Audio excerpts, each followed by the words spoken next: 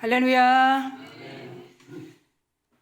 지금도 우리 서강교회는 하나님이 설계하신 대로 예수님이 교회 가시고 성령님이 우리와 함께 이행하시는 그런 서강교회임을 고백합니다. 우리 앞대자로 인사하겠습니다. 모든 것이 잘 됩니다. 이렇게 인사하겠습니다.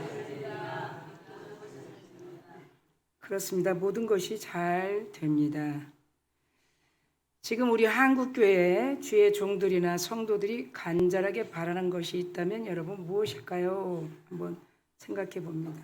무엇을 간절히 바랄까요? 사도행전과 같은 교회를 꿈꾸고 세우고 이루어 보고 싶은 마음과 믿음일 것이라고 저는 개인적으로 생각해 봅니다. 그러나 사도행전 교회가 된다는 것은 그리 쉽거나 우연으로 될 수 없는 것이 우리가 풀어야 할 과제입니다. 그러면 한국의 어떤 교회인들 사도행전의 교회를 원하지 않겠습니까? 다 원하시죠. 중요한 것은 우리가 원하든 원하지 않든 사도행전은 예수님이 사도들에게 말씀하시고 명령하신 대로 순전한 마음과 순종한 믿음과 삶으로 실존하는 교회이라고 말씀하고 있습니다. 그러니까 사도행전의 사람들은 일반 사람들이 아니라는 것이죠. 그러면 어떤 사람일까요? 시작부터 전혀 사람들이 생각할 수 없었던 일들을 일으킨 사람들입니다. 이렇게 성경은 말하고 있습니다. 그럼 시작부터 어떤 일을 일으킨 사람들인가 좀 더 가까이 궁금한 마음들이 임할 줄 믿습니다. 그것이 오늘 사도행전 1장 4절에서 5절 말씀입니다. 그들은 이 말씀에 전적으로 순종했다는 거예요. 어떤 말씀인가? 예루살렘을 떠나지 말라 했을 때 예루살렘을 절대 떠나지 말라 그랬어요. 그러니까 떠나지 않았어요. 하나님이 그때부터 순종하게 하신 것이 그들의 순종한 사람들인 거 누구나 그 마가의 다락방에 모인 무리들이에요. 순종하지 않으면 절대 모일 수 없어요. 하나님의 약속한 일이 준비되어 있기 때문이라는 것이. 그럼 그들이 하나님이 약속한 준비된 일이 뭔가 알았을까요? 네. 그동안 예수님의 제자였습니다. 예수님을 따르는 추종자들이었습니다.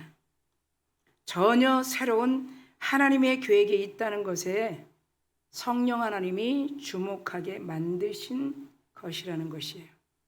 그래서 이들은 그 자리를 나가지 않고 기다렸다는 것이에요. 우리도 마찬가지입니다.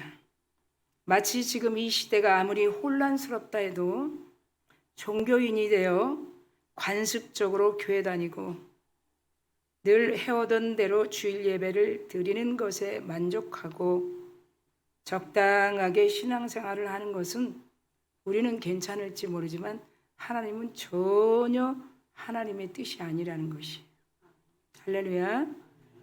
한국교회가 왜 지난 코로나 팬데믹에 초토화 되겠습니까? 여러분 한번 생각해 봐야 돼요. 초토화 됐다는 거예요. 그리고 아직도 지금 코로나 후유증에 시달리고 있는 그리스도인들이 있겠죠. 왜 그럴까요? 오늘 말씀을 통해서 좀 생각해 봅니다. 지금 교회들이 분명히 알아야 할 것이 있다는 거예요. 저희 교회도 마찬가지지만 한국교회. 하나님이 팬데믹 이후의 모든 것들은 새롭게 일하시는 것을 깨닫게 하기 위함이라는 거예요. 그런데 깨닫는 교회도 있고 성도들도 있지만 그 코로나로 인해서 팬데믹으로 인해서 교회 그냥 안 다녀도 되나 보다. 그냥 비대면으로 하면 되나 보다. 이렇게 생각하는 성도들도 있겠죠. 그러니까 새 일을 행하시는 하나님의 일을 전혀 모른다는 것이. 세상이나 사람들이 원하는 교회를 세우는 것이 아니에요. 우리가 비록 보이지 않는 교회를 다닌다 해도 하나님이 이미 원형, 형태가 있는 시스템을 통해서 하나님이 먼저 설계하시고 예수님이 그 계획하신 그대로 이 땅에 오셔서 성령이 인간들하고 일하시는 것이기 때문에 거기 그 틀에서는 벗어나지 않습니다. 하나님은. 그러니까 우리가 원하는 교회를 세우는 것이 아니에요. 사람이 제도적으로 사람이 몇이 모여서 절대 아니에요. 그러면 무슨 교회입니까? 하나님이 세우시기를 원하는 교회를 세워야 한다는 것이에요. 그래서 이번 팬데믹은 하나님이 한국교회나 세계교회에 메스를 댄 거예요. 우리 교회도 왜 사도행전을 이렇게 붙잡고 몸부림치고 있는가, 나름대로 그 목적을 궁금해하고 그 목적이 있다면 다른 거 없어요. 성령께서 이끌어 가시고 성령께서 붙들어 주시고 성령이 손잡아 주시고 성령이 새로운 교회로 이끄시는 그 기대를 하고 있다는 것이에요. 그 기대에 잘 맞는 말씀을 선포합니다. 마가복음 2장 21절에서 22절 말씀을 보면 새 포도주를 낡은 가죽 부대에 넣는 자가 있느냐? 이렇게 말씀하십니다. 없다. 새 포도주를 낡은 부대에 넣는 자가 있냐? 없다는 것이죠. 만일 그렇게 하면 새 포도주가 부대를 터뜨려 포도주와 부대를 버리게 되리라. 버리게 되리라. 그러니 오직 새 포도주는 새 부대에 넣느니라. 이렇게 말씀하고 있는 말씀을 마가복음 2장 21절 22절에 우리는 지금 들었습니다. 다시 말하면 예수님은 새 것의 중요성을 이 마가복음 2장을 통해 말씀하시는 거죠. 낡은 옷 벗어야 되고 낡은 가죽 부대 버려야 되죠. 하나님의 일하심, 새롭게 일하심을 담을 수 없기 때문에 새 것, 새 가죽 부대를 만들어야 한다는 것이죠. 하나님은 새로운 교회를 지금도 세우시기를 원하시고 계십니다. 단순히 코로나 위기와 후유증을 피하기 위한 임기응변적이고 민첩한 처세형 교회를 원하지 않는다는 거예요.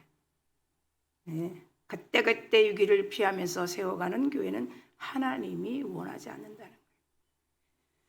그 하나님이 원하시는 새로운 본질적 교회를 세우라는 것이죠. 이 팬데믹은 하나님의 의도하심이 있다는 것이죠. 오늘도 하나님은 예전에서 세상에 절대 없는 새 교회를 지금도 세워가시고 있습니다. 하나님 방법이에요. 제 아무리 많이 모여도 하나님이 아니면 아닌 거예요. 하나님의 시간에 나는 너희 교회를 모른다. 나는 너희들을 모른다. 너 누구니? 성경에 수없이 말씀하고 있습니다. 그 교회를 통해 하고자 하는 특별한 오늘 세 가지를 소개하려고 합니다. 우리 교회에서도 반드시 이 일을 해야 되기 때문에 하나님의 말씀을 듣도록 하겠습니다.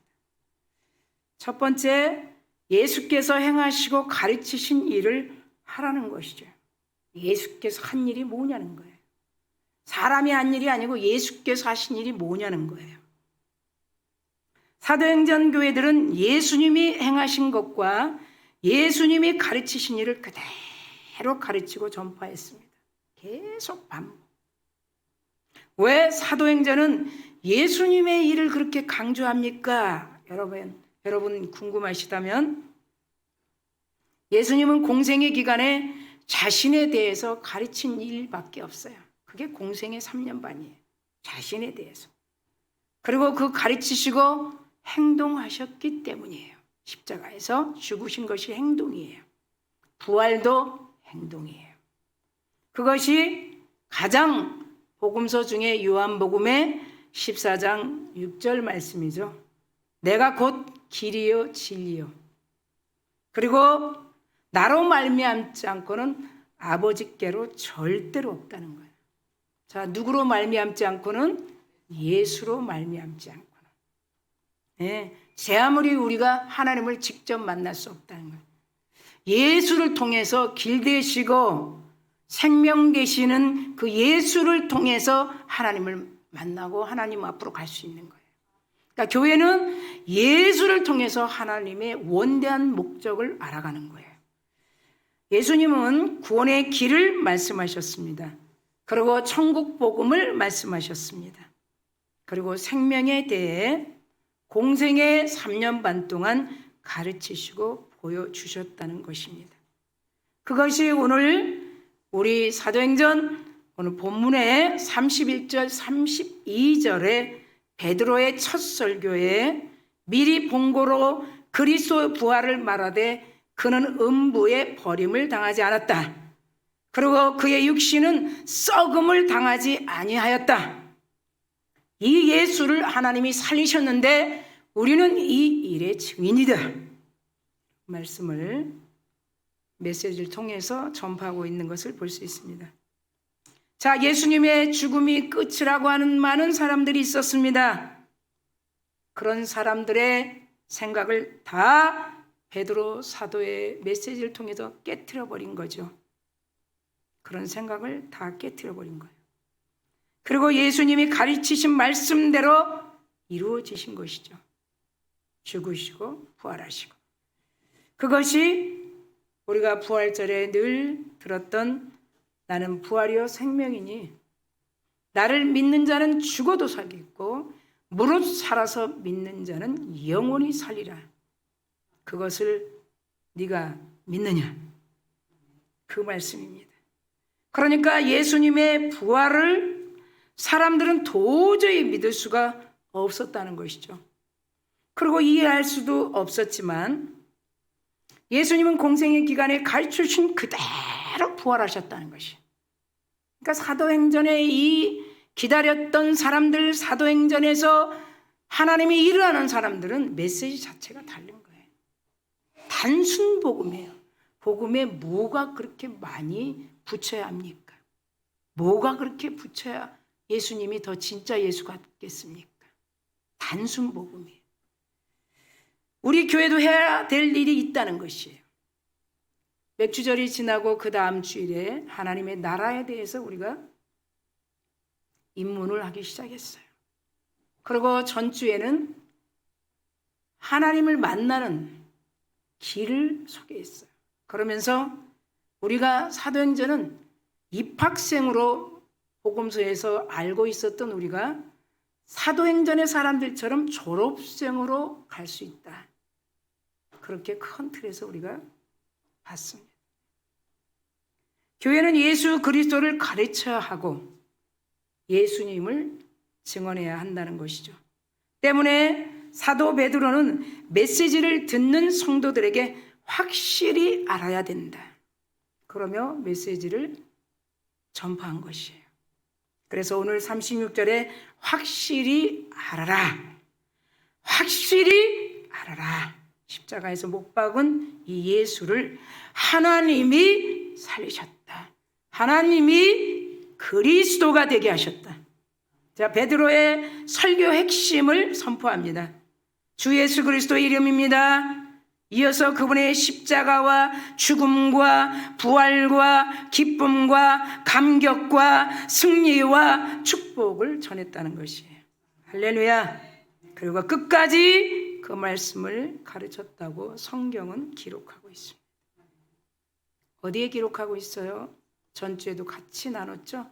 사도행전 28장 31절에 거침없이 말씀을 전하였더라. 이렇게 말씀하고 있습니다. 복음은 거친 게 없는 거예요. 복음의 진정성이 뭐가 거치겠습니까? 복음의 확실성에 뭐가 그렇게 더해야 되고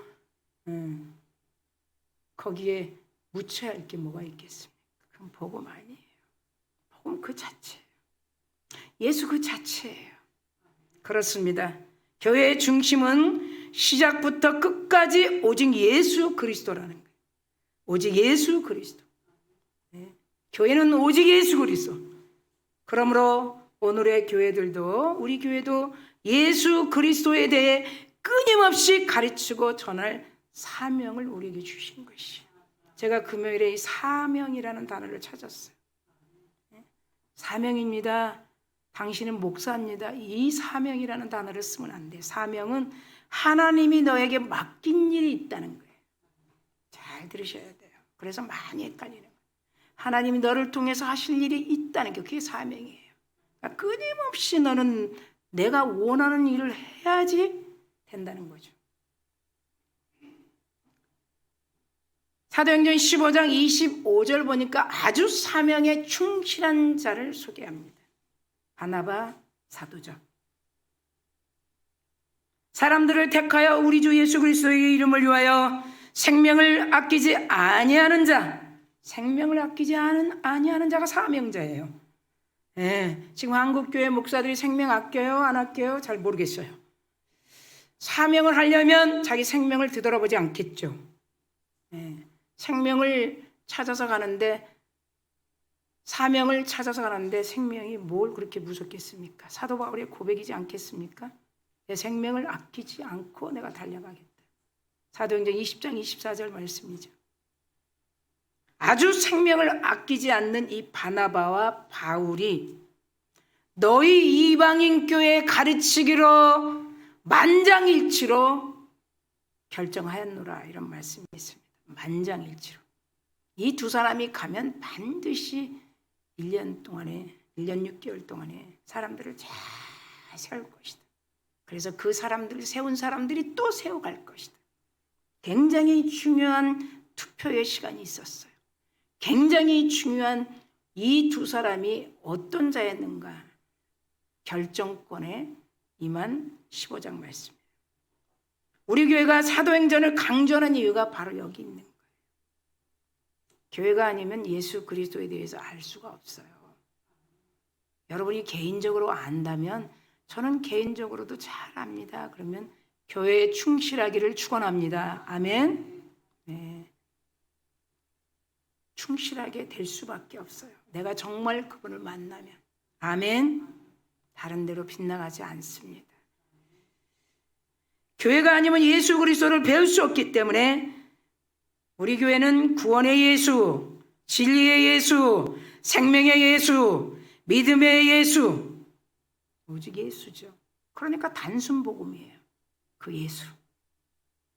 인간인가, 역사인가, 사람인가, 신인가. 믿음의 예수를 잘 가르쳐야 구원받는 사람들이 늘어나지 않겠습니까? 그 복음 들으려고 오는 거예요. 그 복음 들으면 떠나지 않아요. 절대 떠나지 않아요. 그 복음 때문에 떠나지 않는 거예요. 그게 사명자라는 거예요. 우리 교회도 사람들의 필요와 요구를 채워주기 위하여 물론 힘써야 하지만, 진정으로 우리 교회가 해야 할 일이 있다면 예수 그리스도를 잘 가르치고 전하는 일임을 명심해야 되겠습니다.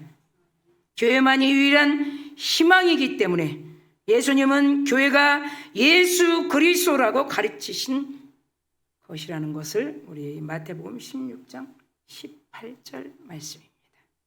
그것이 교회의 분명한 목적이 되기 때문입니다. 두 번째, 교회는 명령하신 성령의 일을 해야 한다는 거예요.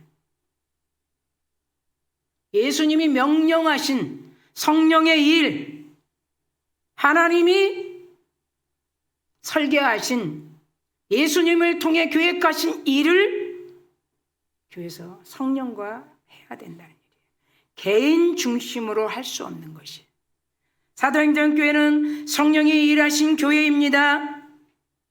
사도들의 중심 메시지는 예수 그리스도가 최우선이고 그 다음에 성령입니다.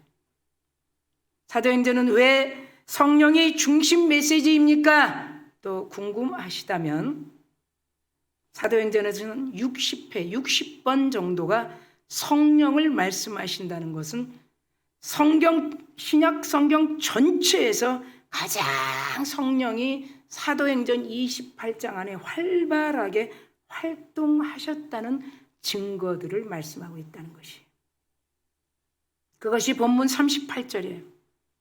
사도 베드로의 첫 설교 이어서 회개하고 복음을 받아라. 회개해야 된다는 거예요. 그들이 어찌할꼬 했을 때 회개해야 된다는 거예요. 회개하고 물세례 받고 그 다음에 성령 세례를 받아야 한다는 메시지예요. 자, 물세례는 뭡니까? 죄를 장사 지내는 세례예요. 예수가 죽을 때 우리가 죽고 예수가 부활할 때 우리가 살고, 이 물세례예요. 부활한다는 의미이며 실제라는 것이에요. 이것이 물세례예요. 물세례. 침례교에서는 우리 장로교에서는 물 세 방울. 그거는 중생하는 물세례. 그때도 성령 세례가 임하지만 사도 바울의 고백 38절의 말씀. 그럼 예수님은 왜 세례를 받았습니까? 좀 궁금해야 되잖아요. 예수님이 왜 세례를 받아요? 죄가 없는데. 예수님이 왜 요단강에서 세례 요한에게 세례를 받느냐 말이죠. 궁금해야죠. 죄가 있는 우리들이 받는 물세례인데. 예수님의 세례를 잠깐 소개합니다.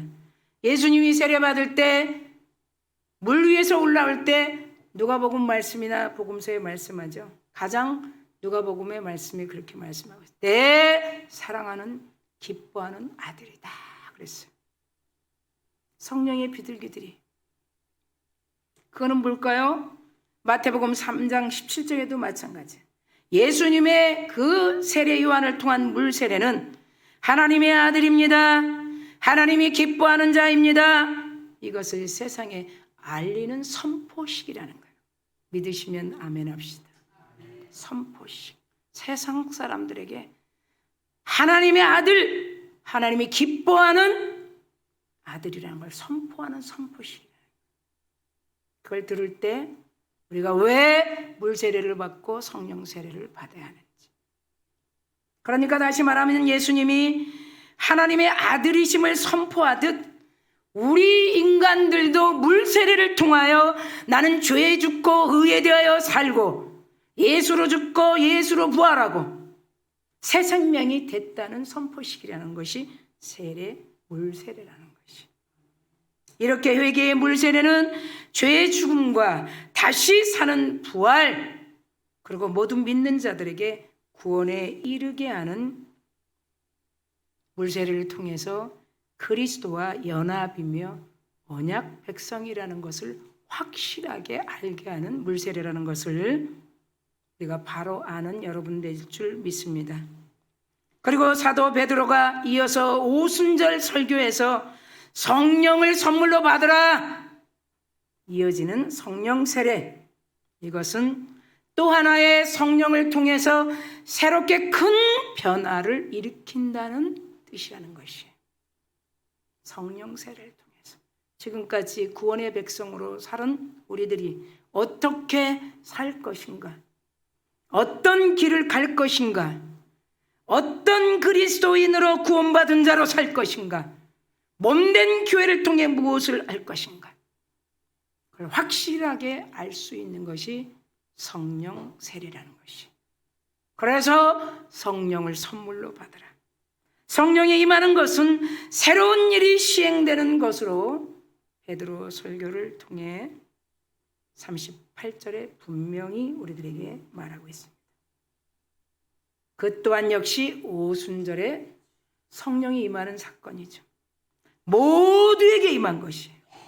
모두에게. 아이나 어른이나 병든 자나 건강한 자나 감옥에 있는 자나 감옥에 있지 않는 자나 자유한 자나 실패한 자나 성공한 자나 지식이 있는 자나 없는 자나 부자나 가난한 자나 남자나 여자나 어느 지역 따로 없이 어느 민족이든 따로 없이 구분 없이 성령이 임했다는 사건이 오순절 그 경험이라는 것이. 그 성령은 사람들을 거듭나게 만들어 놓았어요. 어떻게 해야 될 일을 알렸고 어떻게 예수를 믿어야 할 일을 선포했기 때문에 사람들이 변하기 시작했다는 것이. 그것을 성령은 사람들을 거듭나게 만들어 놓으십니다, 이런 말씀인 것이.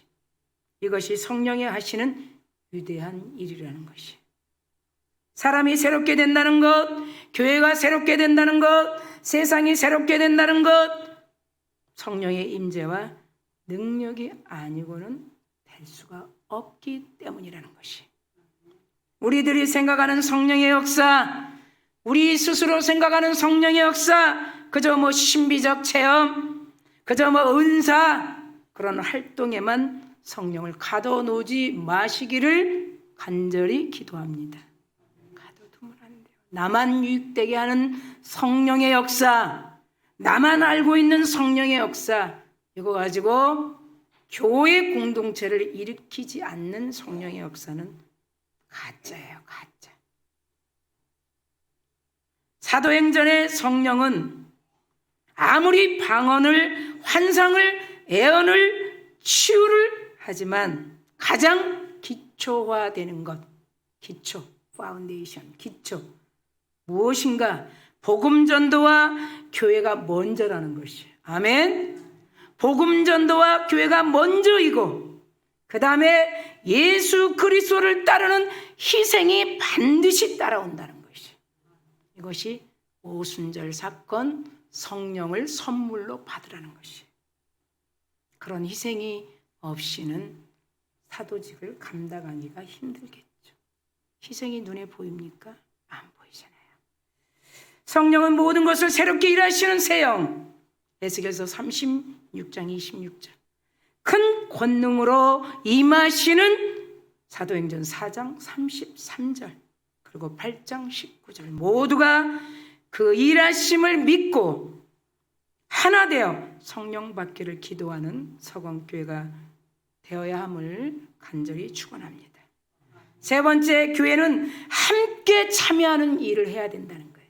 그러니까 참여하지 않는 일은 절대로 하나님이 기뻐하지 않는 거예요. 교회는 함께 참여하는 일을 해야 된다. 진정한 교회는 예수님, 성령님, 그리고 사람이 연합한 교회라는 거예요. 예수님의 계획, 성령님의 이행 두 분만 하면은 교회를 뭐하러 세우겠습니까? 사람들이 있어야죠. 연합하지 않고 분쟁과 분열이 되면 교회의 거룩한 이 표지는 사라지게 된다는 거예요. 붙어 있어도 이미 임재가 없는 교회, 그냥 사람들이 모이는 교회, 그냥 제도적인 기득권만 내세우는 교회 많이 있겠죠. 예수님과 성령님이 하시는 일은 연합이에요. 연합. 부부도 연합할 때 행복 플랜팅 충만할 줄 믿습니다. 부부도 이 벽이 있어. 벽이 연합이 잘 안 돼. 가장 건강하고 진정성을 가진 교회는 한 몸을 이룬 교회라는 거예요. 그것이 고린도 교회를 통해서 하신 말씀들이에요. 고린도전서 12장에 보면 한 몸에 대해서 사도 바울 선생만큼 이 언어 천재는 없어요. 세상에도 언어 천재가 있다 그래. 거짓말 천재도 있다 그래.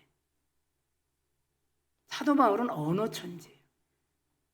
한 몸 바디, 스피리얼 바디, 이 영적인 몸이라는 표현은 사도 바울밖에 안 해요. 절대 그리스도와 이 몸은 붙어 있는 거예요. 연합. 떨어지면 이건 단절이에요. 그것이 고린도전서 12장 12절에 13절. 몸은 하나, 많은 지체가 있고 몸의 지체가 많으나 한 몸같이 그리스도도 걸어가리라. 하나님, 예수님, 성령님 하나, 교회 하나, 그 공동체 커뮤니티, 멤버십, 그렇죠. 유대인이나 헬라인이나 종이나 자유인이나 다 한 성령으로 성령 세례를 받아 한 몸이 되었다는 거예요. 그리고 다 성령을 마셨다는 거예요. 그렇습니다. 교회는 그리스도의 한 몸입니다. 우리는 교회를 양적으로 키우거나, 물론 우리도 주차장 기도를 하고 있어요. 땅을 넓히고 건물도 다시 새롭게 하려고 계획하고 있어요. 우선되어야 할 것이 뭐냐는 거죠. 잘 나갈 때 계획하는 거 아니에요. 뭐 좀 있을 때 뭐 하는 거 아니에요. 어선할 때 하나님은 다 계획시켜 놓는 거예요. 그래서 우리는 항상 앞을 못 보는 거예요. 앞을 이미 볼 때는 다 끝난 거예요. 하나님은 이렇게 보여지는 일을 하지 않습니다. 아멘. 사도행전은 원형교회처럼 하나가 되는 교회. 과거에 한국교회 한번 보세요. 얼마나 큰 부흥이 있었어요. 그냥 모였어요. 그때는 뭐 설교고 뭐가 없어요. 그냥 모일 때예요. 그리고 기도하고 순종도 얼마나 잘했는지 몰라요. 그러나 이제는 그런 교회를 찾아볼 수 없을 정도로 삭막하죠. 그리고 정형화된 척박한 땅의 교회들이 많이 있어요.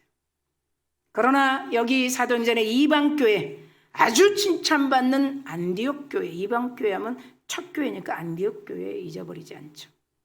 그 교회에 바나바와 바울을 만장일치로 파송하고 나서 얼마나 많은 교인들이 성장했는지 사도행전 11장에서 24절, 26절에 선명하게 우리가 볼 수가 있어요. 바나바 사도가 바울 사도를 다소에 가서 찾아오죠. 만나서 오죠. 우리가 새벽에 한번 나눴던 거예요. 같이 통역하자고. 이거 얼마나 아름답습니까? 서로 보이지 않는 암투가 아니라 가서 하나님의 일을 같이 하자고. 아주 가장 하나님이 기뻐하는 원형교회 시스템.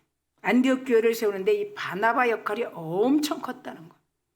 바나바는 어떤 사람이에요? 착한 사람이라고 소개하고 있어요. 성령과 믿음이 충만한 사람이라고 소개하고 있어요. 네. 그러니까 그를 통해서 예수 믿는 자들이 안디옥에 1년 동안에 엄청난 사람들이 모이기 시작했어요. 이 구원의 메시지를 들으려고. 예루살렘이 아닌 이방 지역 안디옥에 세워진 이 첫 교회. 사람들로 처음으로 그리스도인이라는 칭찬을 들었던 교회. 잊어버릴 수 없죠. 우리도 본받아야 할 교회가 아니겠습니까? 안디옥 교회처럼. 이 안디옥 교회 우리 5월달에 마지막 우리 부흥 집회할 때도 두 번째 강사님이 안디옥 교회의 축복을 설교했어요. 먼저 교회와 사람이 준비돼야 돼. 그래야 소문이 나고 사람들이 찾아오고 전도를 해도 환영받고. 그래서 하나님께서 우리 교회를 새롭게 이끌어 가시는 교회의 구조와 틀이 가장 중요하다는 사실을 믿기를 간절히 축원합니다. 이런 교회가 되면 사람들이 그냥 오고 싶어하는 교회. 가장 모델적인 교회. 섬기는 자들, 함께 성령과 일하는 자들, 서로 다 연결되고 결합되고 한 몸을 이루는, 서로 막 세워주는 공동체. 사도행전의 첫 교회처럼 구원받은 수가 폭발적으로 늘어나는 안디옥 교회. 가장 닮아가려고 저는 개인적으로 생각하고 있습니다. 늦지 않았습니다. 그렇습니다. 우리는 하나님으로부터 교회를 부름받았다는 사실은 누구나 다 알고 있습니다. 그렇기에 교회를 세우는데 합당한 일을 해야 된다는 것이. 그러면서 고린도 교회에 사도 바울은 일침을 놓습니다. 내게 주신 은혜에 따라 지혜로운 건축자같이 터를 닦고, 그렇게 말했습니다. 고린도전서 3장 10절입니다. 다른 이가 그 위에 세우나 그러나 각각 어떻게 그 위에 세울까 조심할지어다. 아멘. 어떻게 세울까 조심하라는 거예요. 일침을 놓고 있어요. 서로 합력하여 선을 이루어야 된다는 거죠. 조심해야 된다는 거예요. 교회의 일을 맡아가는데 조심하게 해야 된다. 우리가 힘써야 할 것이 무엇입니까? 에베소 4장 3절에 무엇보다도 겸손, 온유, 인내, 용납할 수 있어야 된다는 것이. 결론입니다. 교회에서 직분자들이 먼저 자기 중심과 자기 집착하는 마음을 버려야 자기 중심. 이게 맞다라는 걸 버려야 돼. 아무도 안 맞아. 예수만 맞습니다. 아멘. 그건 자기 경험이에요. 그럼 경험으로 끝나는 거예요. 경험이 진짜 복음이 되려면 기다려야 돼. 경험을 자꾸 드러내면 안 돼. 성령께서 하나 되게 하심을 힘을 다해 온 마음을 다해 예수님이 말씀하시는 거니까 지켜야 되겠습니다. 교회의 세움은 우리에게 큰 과제와 숙제라는 것이에요. 하나 되는 게 있기 때문에 먼저 하나 되는 게. 이제 우리에게 필요한 것이 무엇이라고 생각하십니까? 어떤 나의 이념, 그리고 결과에 대한 것, 그리고 이어서 비난, 비판 다 필요 없는 거예요. 서로 자신들의 부족함을 모르고 자기 부족함을 전혀 몰라요. 성령께서 조명하거나 말씀에 비추지 않으면 몰라요. 저도 모를 수 있어요. 공명심을 버려야 돼. 오히려 상대방의 자존심을 살려주는 배려의 사람들이 되어야 합니다. 우리의 변화 속도가 곧 세상을 바꾸는 힘이 됩니다. 사도행전 16장 5절은 이런 여러 교회가 믿음이 더 굳건해지고 수가 날마다 늘어갑니다. 이랬습니다. 우리 교회도 그런 교회가 될 것을 선포합니다. 성령 받은 사람들로 채워지는 서강교회, 사도행전과 같은 교회 되기 위해 한 몸과 한 마음으로 날마다 변해가는 주님의 몸된 교회가 되기를 간절히 축원합니다.